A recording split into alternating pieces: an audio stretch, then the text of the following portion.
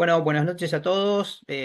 Muchas gracias a Innovar Agro y a Infortambo por invitarnos una vez más a compartir con ustedes lo que pueda pasar con los mercados de lácteos durante 2025, ver de dónde venimos y a dónde vamos. Así que bueno, muchas gracias. Arrancamos, vamos rápido para así hay espacio después para las preguntas. Como todo mercado, y sobre todo mercado de commodities, tenemos tres grandes variables que lo afectan, que son la oferta, la demanda y los precios de las monedas. Esto, hay muchas cosas que ya por ahí las vamos a repetir que vimos el año pasado como concepto, más allá de lo que fue pasando, pero por ahí hay gente que no estuvo el año pasado y vale, viene bien refrescar conceptos. Entonces, arrancando por la oferta. Primero que nada, algo que afecta mucho la oferta es el clima. Esto es la anomalía de humedad en los suelos de febrero de 2024 y de febrero de 2025. Como vemos, el año pasado en general fue bastante más seco, o sea, había más zonas coloradas, y particularmente en nuestra región estaba distribuida de otra manera. En febrero de este año, fíjense, el año pasado Uruguay y parte de Argentina estaba muy golpeado. Este año, sur de Brasil, parte de Argentina y Uruguay muy golpeados por la sequía durante ese mes. Esto se dio vuelta en marzo y ahora las cosas cambiaron mucho. Ahora vamos a ver el detalle de lo que está pasando en Nueva Zelanda, que ahí no se ve, pero digamos, en términos generales podemos decir que este año no viene tan complicado desde lo climático como fue el año pasado. Sí, en cambio, en Nueva Zelanda hay un problema. En Nueva Zelanda, fíjense, esto es la anomalía de humedad eh, del promedio histórico. Fíjense cómo esto es el 15 de marzo, todo normalmente está verde. Eh, Esto es el 15 de marzo del año pasado y esto es el 15 de marzo de este año. O sea, Nueva Zelanda está con un problema importante de sequía que empezó en estos meses. Eso los está llevando a secar vacas, a ordeñar una vez al día, digamos. Si bien están al final de su ejercicio productivo, pero digamos, el final del ejercicio productivo puede quedar impactado por esta sequía. O sea que se achique un poco el crecimiento de producción. Así que bueno, el clima, salvo esto puntual que estamos viendo en Nueva Zelanda, como le decía, no parece ser un tema particularmente grave.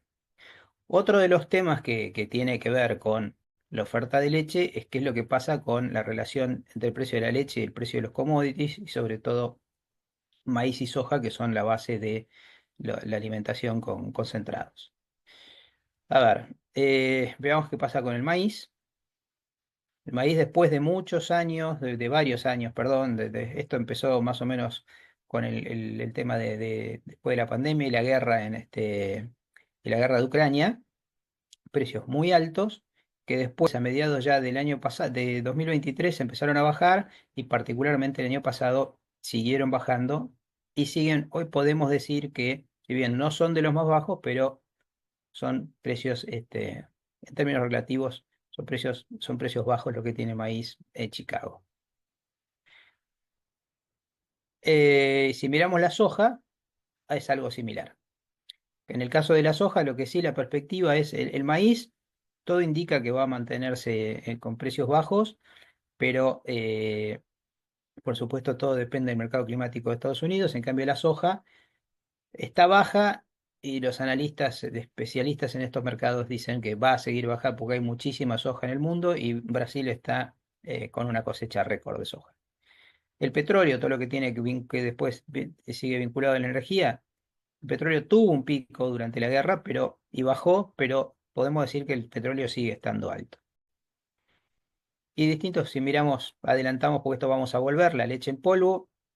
La leche en polvo en Oceanía se viene recuperando mucho, vamos a analizar por qué. Y la leche en polvo entera en Europa, a mi juicio, y también vamos a ver por qué, lo vamos a mirar un poco, está particularmente cara. Eh, digamos. Entonces, pero desde el punto de vista, y esto lo que lleva es a que si los granos están baratos y la leche en polvo vemos que está, en términos históricos, está cara, eso nos lleva a tener buenas relaciones de compra, o sea, nosotros medimos como kilogramos de concentrado por litro de leche, y eso favorece el crecimiento de la producción. Si miramos cómo están los commodities, el maíz, esto es ahora en marzo, esto es el precio de la semana pasada, eh, 175 en Chicago estaba a $175, la posición más cercana, que esto es casi un 4% más que hace un año, pero 15% menos que hace el promedio de 5 años y 1% menos que el promedio de 10 años. O sea, podemos decir que el maíz, si miramos los últimos 5 años y los últimos 10 años, el maíz está entre estable y más bajo. Distinto es el caso de la soja. La soja, $373 es 4,7% menos que el año pasado, 20% menos que el promedio de 5 años y 8,4% que el promedio de 10 años. El petróleo viene bajando, el promedio de los últimos bajó 8,7 respecto al año pasado, 6,5 respecto al promedio de 5 años, pero está 5,4 por encima de los últimos 10 años. O sea, ya no son los precios, ese pico de precios que hubo al principio de la guerra, pero siguen siendo precios más altos que en el promedio de 10 años como veíamos antes. Entonces, concentrados caros, perdón, concentrados baratos, energía más barata que hace un par de años, pero cara en términos históricos. Esto es repetido del año pasado, perdón, los concentrados, entonces, de lo que acabamos de ver, podemos decir que tenemos una situación que favorece que los productores le den de comer bien a las vacas y de esa manera un crecimiento de producción, que no quiere decir que le estemos viendo ahora, pero eh, va a pasar.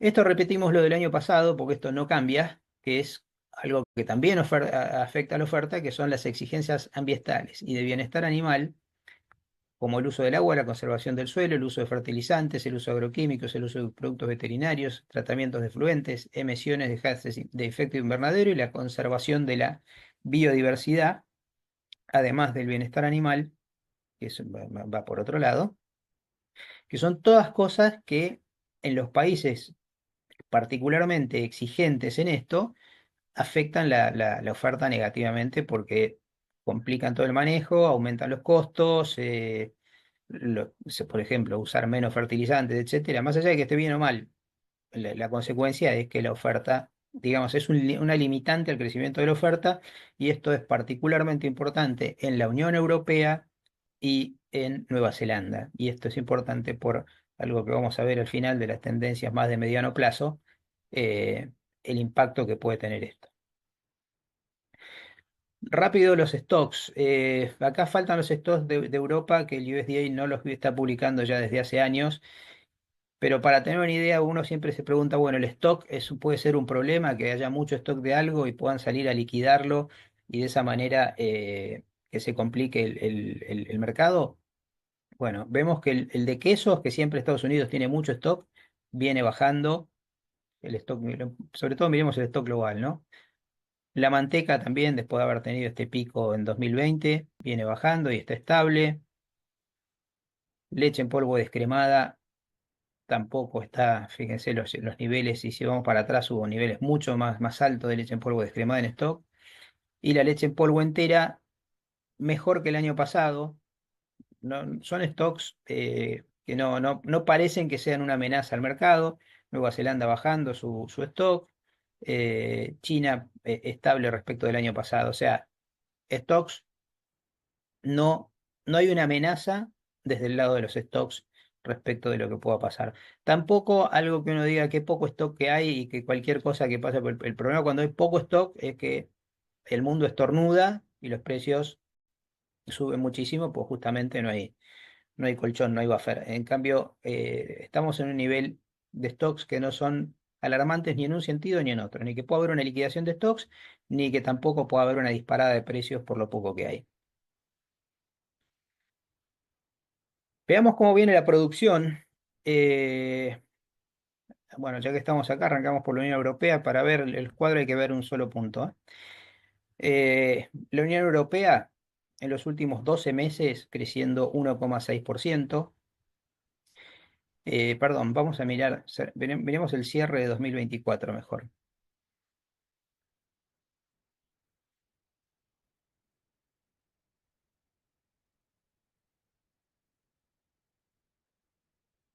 ahí estamos. Eh, 1,7 creció en 2024 la Unión Europea.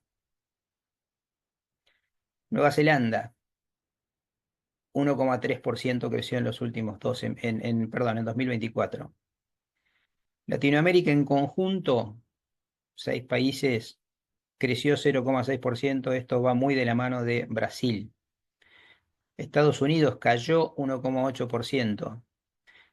Ya que estamos, me voy adelantando. Para la Unión Europea, para este año se espera un crecimiento muy moderado del 1%, 1 y pico. Nueva Zelanda también. Latinoamérica, como veíamos, y esto va de la mano de Brasil, se va, de lo que pasó en Brasil y Argentina el año pasado, se va a recuperar.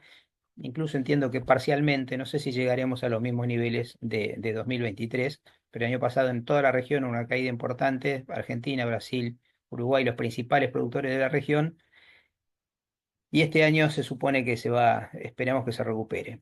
Estados Unidos, como le decía, cayó 1,8%. Estados Unidos para este año se espera crecimiento porque justamente la comida es barata, el alimento de las vacas, y vienen de caídas de producción y de vuelta, al tener buen precio y bajo precio de los granos, están las condiciones dadas para que Estados Unidos crezca.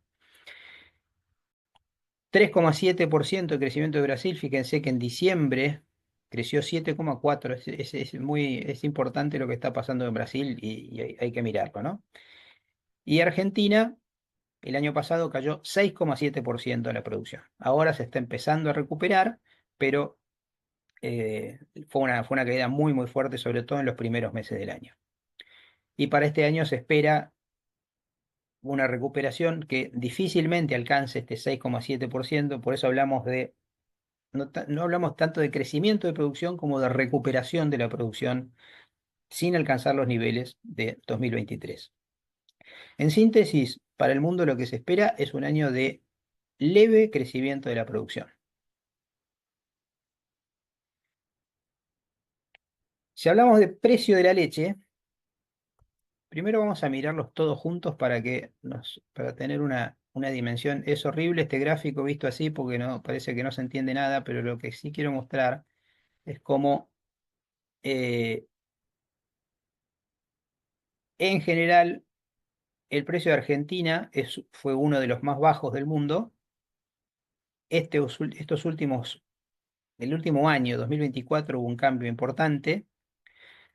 Eh, Uruguay ahora pasó a ser el más bajo.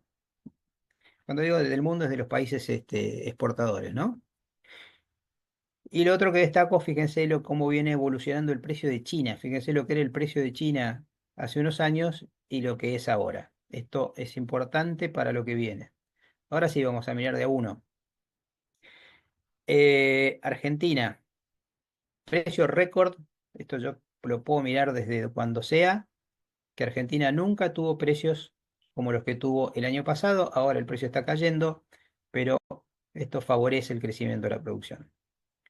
Brasil, Brasil con precios que venían muy altos, bajaron un poco, subieron, ahora están bajando de vuelta, pero si lo miramos en términos históricos están con precios altos y sí ahora viene bajando. Esto es para tener en cuenta, ¿no? Porque todo esto tiene que ver con el futuro. Algo similar pasa en Chile. En general, casi todos los países están igual. Dejo China para el final. Colombia, la misma historia. Veamos Estados Unidos.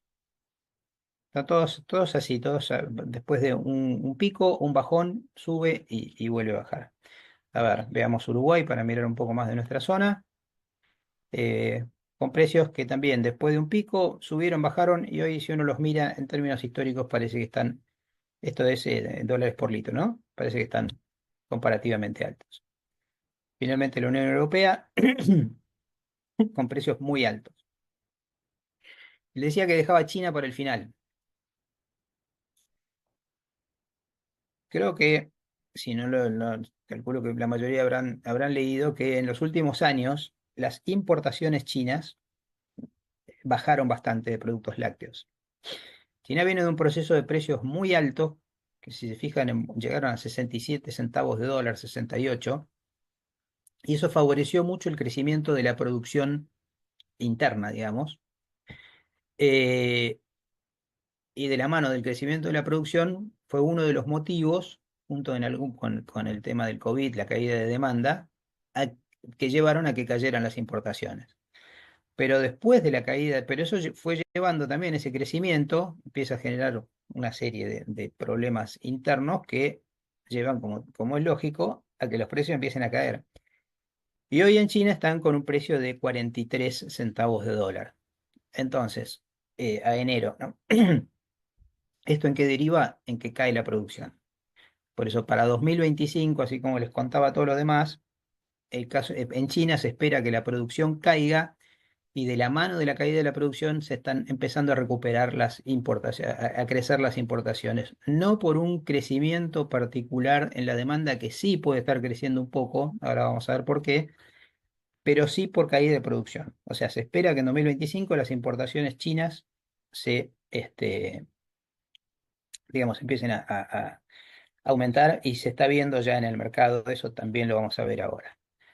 Un benchmarking, como vemos, Argentina, uno de los países, o sea, todo lo que es Colorado es que el precio de Argentina es inferior o sea, el versus es, por ejemplo, Brasil, tiene un peso más alto que la Argentina, pero más bajo que el de Chile, Colombia, etcétera. Como vemos, Argentina es de lo más, de los más baratos, la Unión Europea de los más caros, eh, Perú de los, que normalmente no es así, pero Perú está entre los más baratos ahora.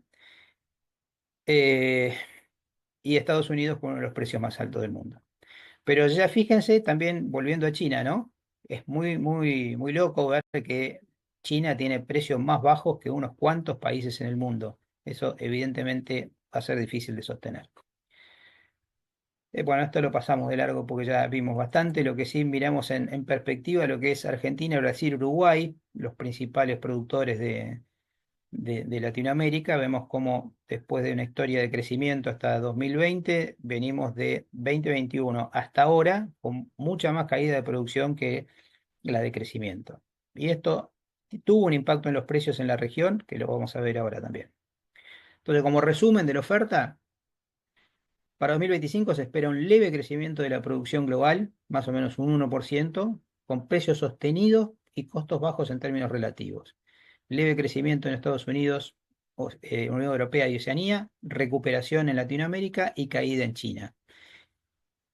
Y en definitiva, esto también lo que está, esta relación de precios relativos con buen precio de la leche y bajo costo de los insumos, lo que está favoreciendo es un crecimiento de producción que por ahí no lo vamos a ver este año, pero tal vez sí el año que viene, y ahí la historia puede empezar a cambiar. Pero hoy están las condiciones para que la producción crezca. En cuanto a la demanda, rápido, esto lo vimos el año pasado, hay una altísima correlación entre el PBI y el consumo de productos lácteos, y por eso siempre miramos qué nos dice, sobre todo a principio de año y a mitad de año, qué dice el Banco Mundial respecto de lo que puede esperarse del crecimiento económico a nivel global. Ellos cerraron para el mundo 2,7% de crecimiento para este año, perdón, en 2023. Lo mismo estiman para 2024 y para 2025 y 2026 proyectan 2,7% de crecimiento.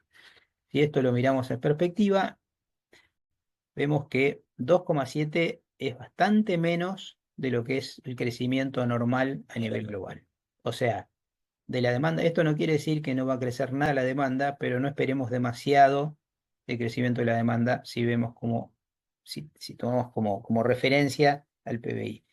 Y si hacemos lo mismo con China, China en 2023 creció 5,2, para 2024 estiman 4,9,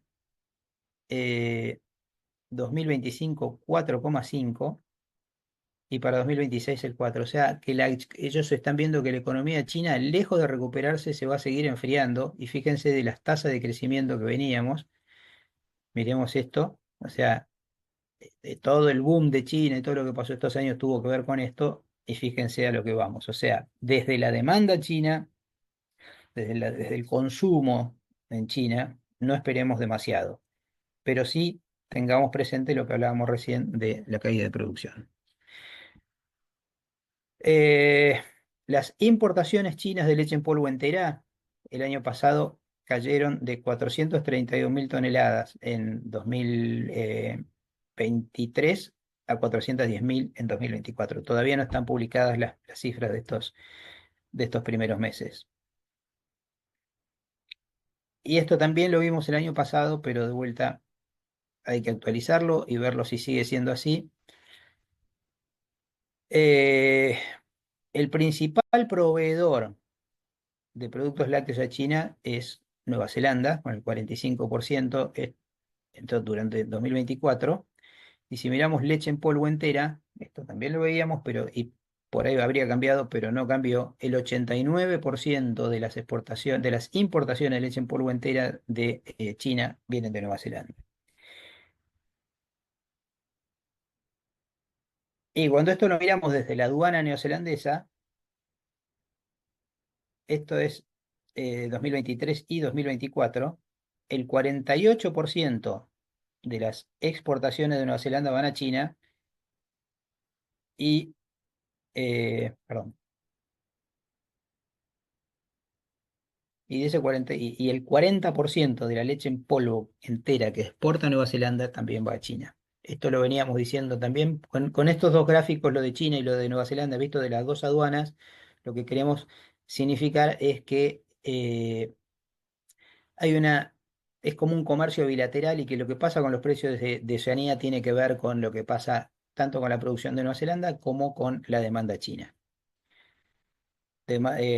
Oferta de Nueva Zelanda que la vemos que está estable, que el año pasado estuvo ahí, y la demanda china que después de retraerse durante muchos años, ahora está creciendo. Entonces, ¿qué esperamos? Una demanda estable a nivel global o un leve crecimiento y las importaciones chinas de productos lácteos creciendo no por un particular crecimiento en la demanda de los consumidores, sino por caída de producción interna. No sé si se entiende esto, ¿no? No es un tema de que van a consumir más, sino que van a necesitar más producto importado. Les decía, o sea, hasta acá tenemos oferta entre estable y leve crecimiento, demanda entre estable y leve crecimiento, o sea, en balance. Y la tercera variable que es el precio del dólar y que acá creo que tenemos que tener mucha atención, creo que es la variable fundamental a seguir en lo que viene. Eh, este es el índice dólar versus los precios de los commodities. La línea violeta es el índice dólar. Esto es una medida del valor del dólar respecto del resto de las monedas. Y lo que nos dice la historia es que cuando el dólar es caro, los commodities son baratos y viceversa. Si miramos la leche en polvo en Europa, el precio de la leche en polvo en Europa, esto no se estaría dando. Digamos, hay una anomalía ahora porque tenemos dólar caro y leche en polvo cara. Si lo miramos con lo que pasa en Oceanía, con la leche en polvo de Oceanía, eh, la situación es distinta, es más parecido a lo que debe ser. Lo miramos con el maíz y también dólar caro, maíz barato. El petróleo también, dólar caro, maíz barato. Y la soja también, soja cara, maíz barato. Perdón, dólar caro, soja barata.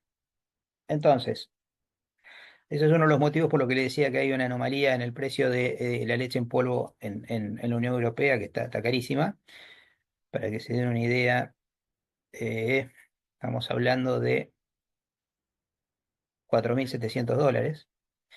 Eh, y lo importante del índice dólar, ahora lo vamos a ver, ¿no? Porque el índice dólar, fíjense que ahora estaba a 103,7 cuando lo medimos, 1,2 menos que el último año, pero está 3,3, 4% más caro que en los promedios de los 5 últimos años y 5,5 que en el promedio de los últimos 10 años. O sea, el dólar, si lo miramos en términos históricos, podemos decir que está caro.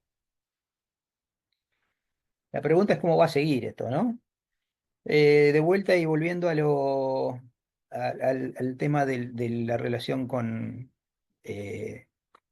el precio de la leche en polvo en Europa, ¿no? Esto es la comparación con el petróleo, que también hay mucha correlación entre los lácteos y el petróleo. Fíjense cómo correlacionan con el maíz, con la soja y con los lácteos en general es así también, pero de vuelta la Unión Europea mostrando una anomalía. De vuelta la leche en polvo en Europa parece estar cara. Ahora bien, como les decía, es una variable fundamental porque, como se ve muy bien en el gráfico, cuando el dólar es caro, los commodities son baratos y viceversa. Ahora, hay un gran interrogante entre todos los economistas y no hay una sola respuesta, cada uno tiene la suya, no es que cada uno responde a ese interrogante, pero no hay una respuesta única. ¿Qué puede pasar con el precio del dólar a partir de las políticas que está implementando Trump? Y le decía, los dos escenarios que más se escuchan son, por un lado, suben los aranceles generan inflación. Entonces, en Estados Unidos, normalmente para bajar la inflación, lo que hace la Reserva Federal es subir las tasas de interés para enfriar la economía. La suba de tasas de interés lleva a la compra de dólares para invertir en bonos, para invertir en Estados Unidos. Entonces, al subir al crecer la demanda de dólares, el dólar se hace caro y entonces los commodities, los precios de los commodities caen.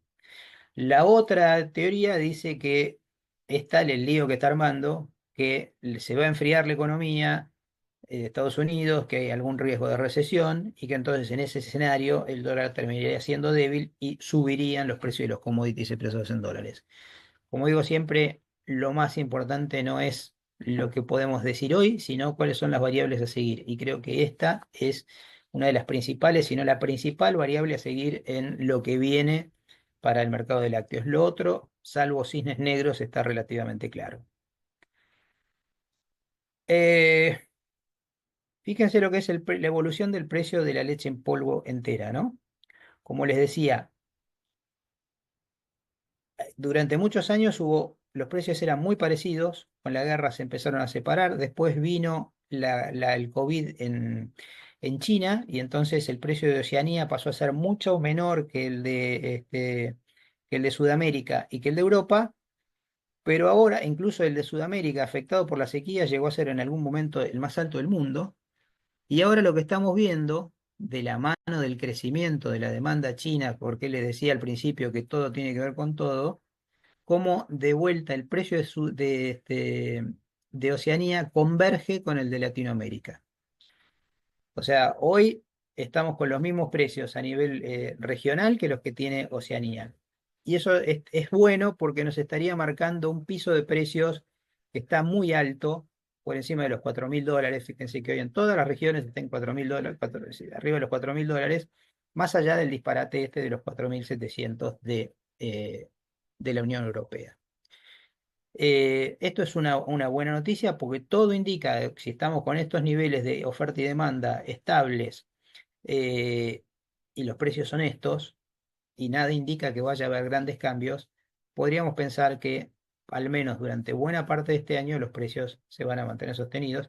Después lo que sí puede pasar, como le decía al principio, que están dadas las condiciones para que la producción despegue y en la medida que más sobre fin de año, quizás el año que viene, la producción empieza a crecer de otra manera, los precios se debiliten. Para los que tienen que invertir están dudando de si invertir en genética, en sólidos o no, fíjense lo que es la evolución del precio de la manteca. O sea, todo lo que tiene que ver con la grasa butirosa está carísimo. Un poco la explicación de por qué está tan cara la leche en polvo la entera en Europa es porque justamente lleva grasa que tiene una competencia muy, muy fuerte en la manteca. De todos modos, el mix leche en polvo descremada manteca no llega ni por casualidad a empatarle al precio de la leche en polvo entera en Europa. Y la descremada está más o menos, después del pico, quedó un poquito por encima de lo que era previo al pico. Ya vamos terminando. Eh, yo le decía al principio el tema de las exigencias ambientales. Esto es una proyección que hace el Rabobank a, tomando base 2023 y le hace una proyección de eh, oferta y demanda exportadora a 2035. Ellos dicen que en 2023 se exportaron 95 mil millones de litros equivalentes y proyectan para 2035 115 mil millones de litros equivalentes. En ese periodo, ellos estiman que por este tema del que hablábamos, la Unión Europea va a caer 10 mil millones de litros en producción y Oceanía va a caer 500 mil millones de litros. No, perdón, 5 mil millones de litros. O sea, vamos a tener 10.500 millones de litros, me estoy confundiendo. 500 millones de litros, 10.000 millones de litros, 10.500 millones de litros de caída de producción entre Oceanía y la Unión Europea. Y se espera que Sudamérica crezca 2.500 millones de litros y Estados Unidos 8.000 millones de litros. O sea, va a crecer el mundo en 10.500 millones de litros, pero por otro lado va a caer en 10.500 millones de litros. O sea, vamos a estar con la misma leche en 2035 que en 2023. Entonces la conclusión de ellos es que al mundo le van a faltar 20.000 millones de litros. Y la pregunta es de dónde van a salir los 20.000 millones de litros. La conclusión de Rabobank es que parte va a salir de Sudamérica, particularmente de Argentina, podría ser algo de Brasil, pero fundamentalmente, y de Estados Unidos, por supuesto, pero de todos modos no creen que vayan a llegar estos crecimientos potenciales a los 20.000 millones de litros que van a faltar. Entonces, la conclusión de ellos es que esto va a derivar en un crecimiento, por un lado, pero además en un aumento de los precios porque evidentemente la relación oferta-demanda va a ser distinta de lo que es ahora. Me pareció interesante mostrarlo, puede que se dé, puede que no, pero me pareció un análisis interesante para mostrarlo así como una mirada más de mediano a largo plazo. Entonces, ya para ir concluyendo, en 2025 se espera que sea un año de leve crecimiento de oferta y demanda, que estén más o menos balanceados. Los precios de los commodities lácteos se espera que se mantengan estables en niveles altos como los actuales. Y los precios de los concentrados, si el clima en Estados Unidos es normal, se mantengan bajos. Por ende, la producción primaria tendría buenos resultados económicos y se generarían incentivos para el crecimiento futuro. O sea, como le decía, más si ya fin de año o el año que viene, la historia puede ser otra por crecimiento de producción. Y si tomamos en cuenta lo que dice Rabobank, las perspectivas de mediano plazo son realmente muy buenas. Nosotros coincidimos con esto, ¿no? Que va a haber un desbalance porque no se ve que pueda haber un crecimiento importante en la mayoría de los países, en los grandes productores sobre todo, ¿no? Salvo Estados Unidos. Y como siempre decimos, lo importante de esto no es quedarse con lo que estamos hablando ahora, sino cuáles son las variables a seguir. El mercado climático de Estados Unidos en este momento va a definir, si se complicara algo, podría definir una suba en los precios de los concentrados. Las importaciones chinas, a ver si se siguen afianzando como parece que vienen. La tasa de interés de Estados Unidos o todo lo que pase con todas las políticas de Trump también es una variable que va a ser muy importante. Y, por supuesto, toda la evolución de los conflictos reales y latentes a nivel global que generan problemas de todo tipo y justamente son... eh, el cisne negro está definido, la definición del cisne negro viene porque es muy raro, pero evidentemente ya los cisnes negros no son tan raros como antes. No por eso dejan de ser cisnes negros y tener todas las consecuencias que hay detrás de un cisne negro, pero ya no parecen tan raros. Por eso lo importante es de todo esto llevarse los conceptos como para, en la medida que uno va viendo en los medios y se va enterando de las cosas que van pasando, poder sacar conclusiones de cómo van cambiando las cosas. Con esto termino. Muchas gracias y sigan ordeñando los que son tamberos y fabricando los que son fabricantes y asesorando los que son asesores.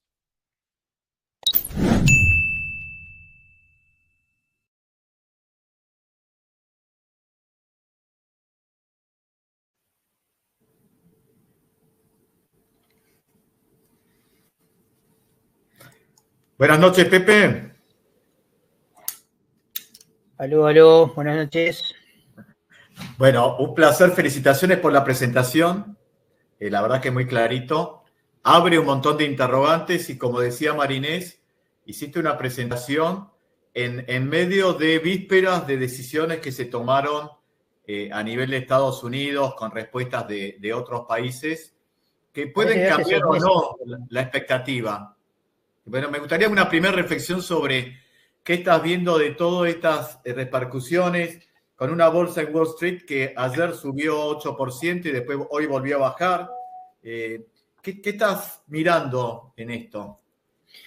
A ver, primero que la charla parece, este mundo y lo que es los mercados la charla parece de hace 6 meses y esto fue hace, no sé, 10 días o 15 que lo grabamos.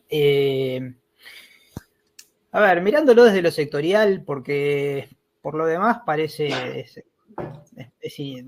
nadie sabe qué es lo que va, qué es lo que puede pasar, en qué deriva. O sea, siguiendo todo cómo vienen las cosas, yo creo que a hoy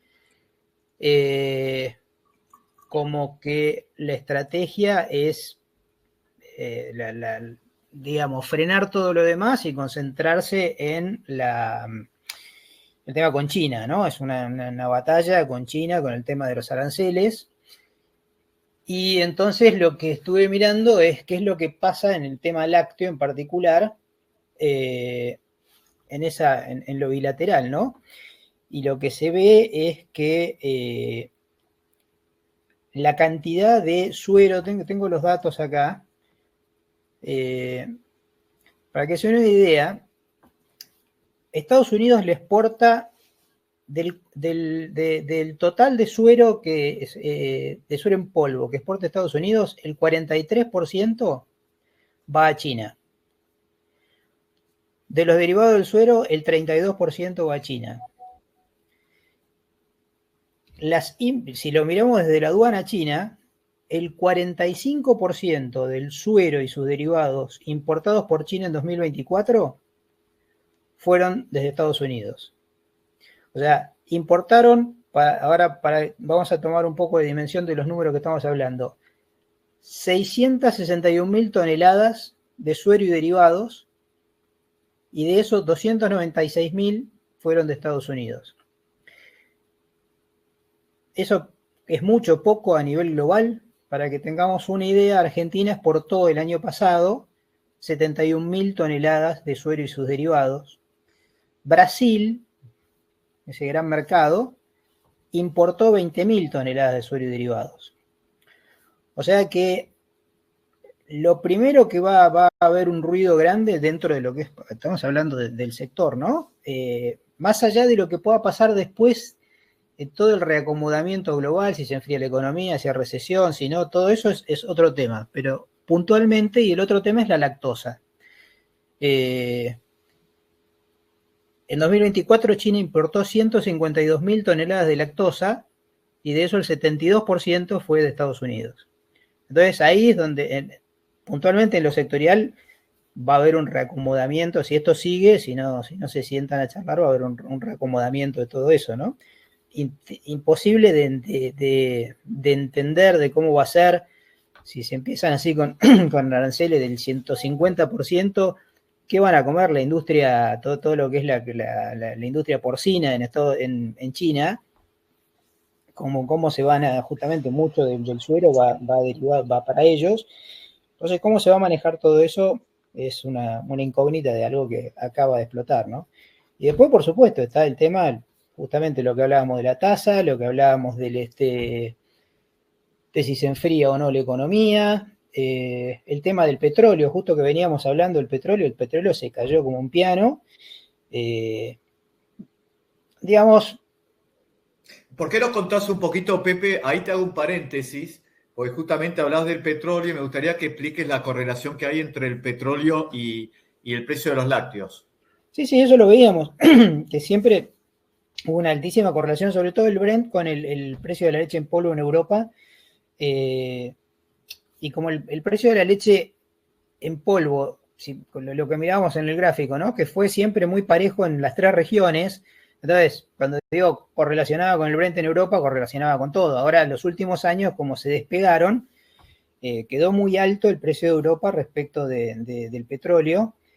Pero normalmente A ver, si vos me decís que con esto que está pasando, ¿qué me parece más razonable que si las cosas medio se acomodan, que el petróleo suba y vuelva a su nivel? Lo que no está claro, viste, nunca termina de saber, bueno, ¿va a bajar la leche en polvo o va a subir el petróleo? Lo que sí es claro es que en el tiempo convergen. Y como están dadas las cosas hoy, en la medida que no caigamos en una recesión, sería más razonable que rebote el petróleo. Si la economía se empieza a enfriar y se empieza a complicar todo, y podría llegar a darse. Que bajar Pepe, te Sí, quiero aprovechar porque tenemos 15 minutos para charlar. dale. Hay muchas preguntas que tienen que ver justamente con este tema de la coyuntura. Y yo voy a tratar de justamente provocártelo al revés, porque hablan justamente de cómo va a impactar el comercio de lácteos políticas arancelarias, cómo va a impactar los lácteos. Y te quiero hacer dos preguntas o dos consideraciones. La primera hablaba del cisne negro, ¿no?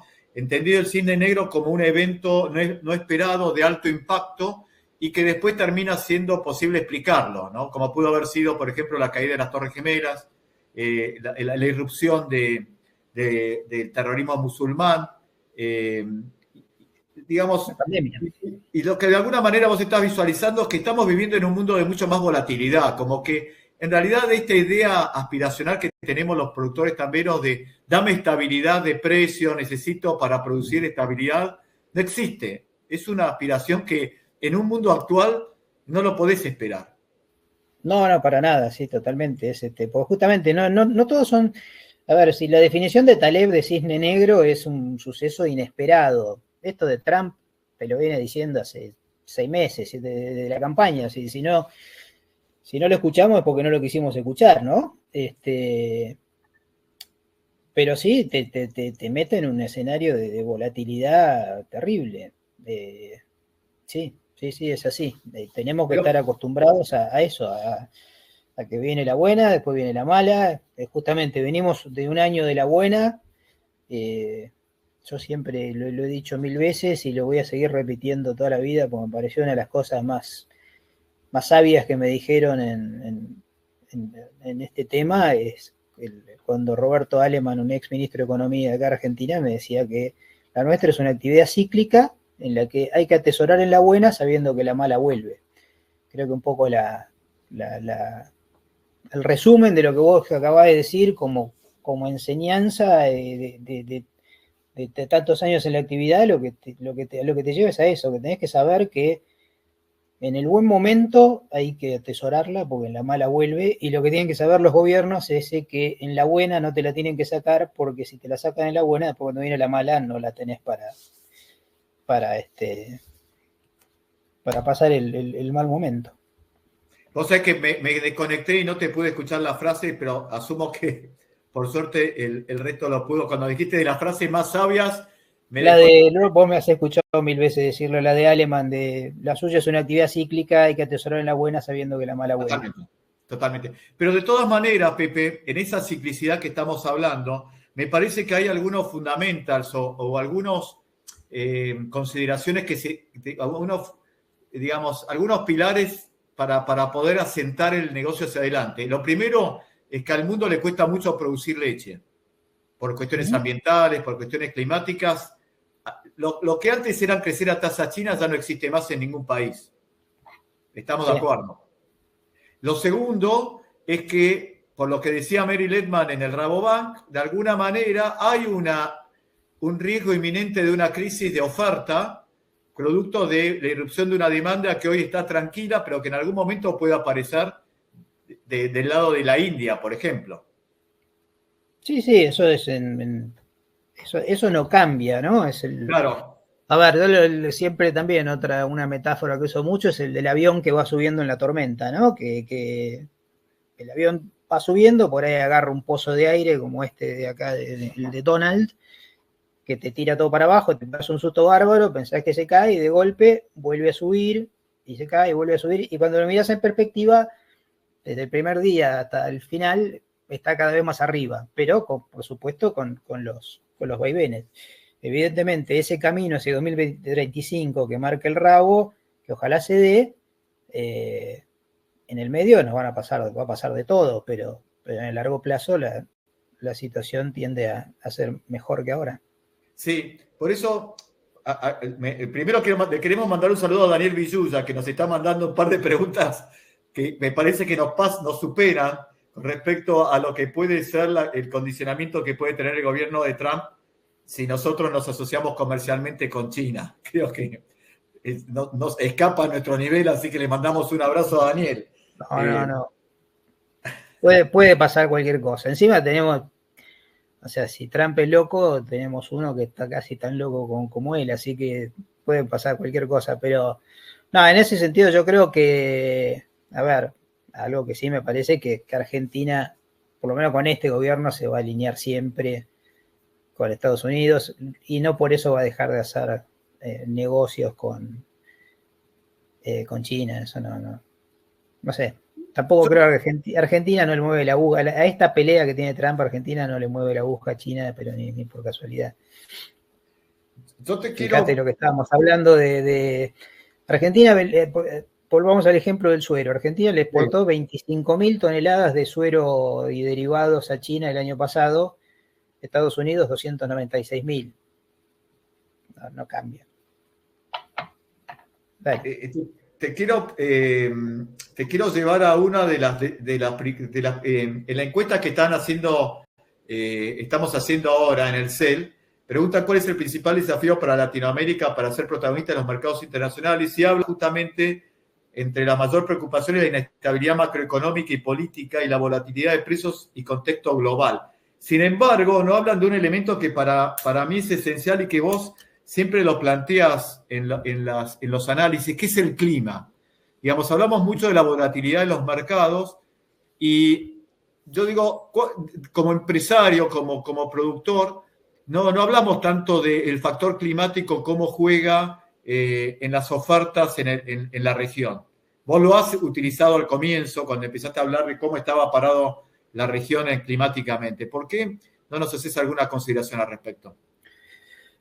Bueno, sí, evidentemente, yo creo que hay dos cosas. Una, en la región lo que uno ve sacando en general lo que es Argentina, Uruguay, en general lo que veo, volviendo al origen de la pregunta, el crecimiento, ¿no? Después hablemos del clima, pero me parece que lo fundamental es un tema de costos. Cuando vos tomás un precio de leche en polvo y lo metés en un simulador y ves a ver cuánto puede valer la leche expresada en centavos de dólar por litro, te encontrás con que en la mayoría de los países de Latinoamérica de ninguna manera, o sea, el precio de la leche cruda es mucho más alto que lo que permite pagar la exportación de leche en polvo. Argentina y Uruguay siempre están ahí medio parecidos, a veces un poquito por arriba, puede ser un poquito por abajo, pero creo que los demás tienen que analizar toda la estructura de costos para poder, digamos, porque crecer es, en definitiva, también algunos sustituirán importaciones, pero crecer para exportar hay que mirar los costos. Y creo que el clima también tiene que ver con el tema de los costos, ¿no? Porque justamente perdés productividad y, o sea, creo que lo único que se puede hacer al respecto es trabajar en confort animal, mucho más no hay para hacer. Porque lo demás es la comida, en definitiva, de una manera u otra, si no la tenés, la comprás.